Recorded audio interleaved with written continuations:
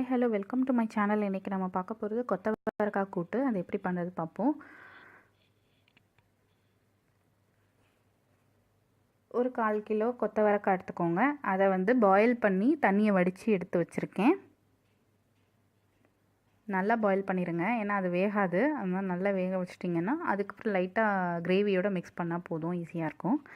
அதுக்கப்புறம் தாளிக்கிறதுக்கு கடுகு, அதுக்கப்புறம் கருவேப்பிலை, ஒரு வெங்காயத்தை சின்ன சின்னதாக நறுக்கி வச்சுருக்கேன். பச்சை மிளகா ஒரு 3 to 4 பச்சை மிளகா எடுத்துக்கேன், காரத்துக்கு ஏற்ற மாதிரி. சின்னதாக தக்காளி எடுத்துருக்கேன்.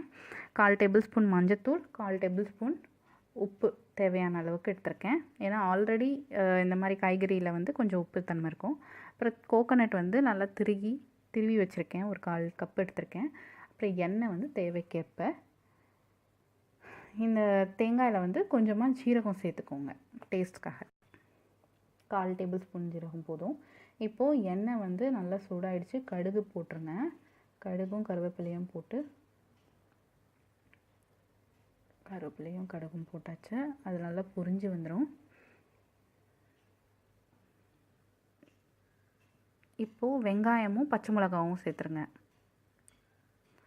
அது நல்லா வதங்கி வந்த உடனே தக்காளி சின்ன சின்னதாக நறுக்கி அதையும் சேர்த்துருங்க.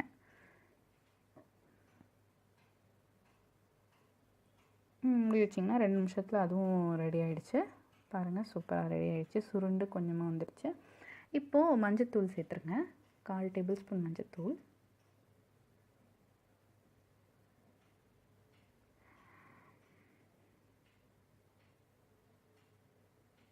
இப்போ கொத்தவரக்காவை தண்ணி விட்டுருங்க. 5-10 மினிட்ஸ் ஆகிடுச்சு.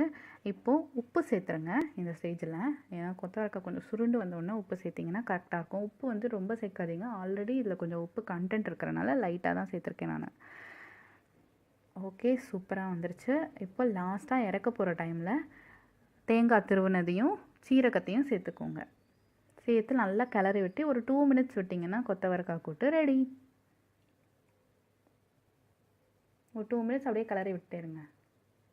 அவ்வளோதாங்க, ஆஃப் பண்ணிடுங்க. முடிஞ்சிச்சு. கொத்தவரக்காய் கூட்டு சூப்பராக ரெடி ஆகிடுச்சு. இது ரொம்ப ஹெல்த்தியானது. இது ட்ரை பண்ணி பார்த்து உங்களோட கமெண்ட்ஸ் அண்ட் ஃபீட்பேக்கை எனக்கு சொல்லுங்கள். தேங்க்ஸ் ஃபார் வாட்சிங்.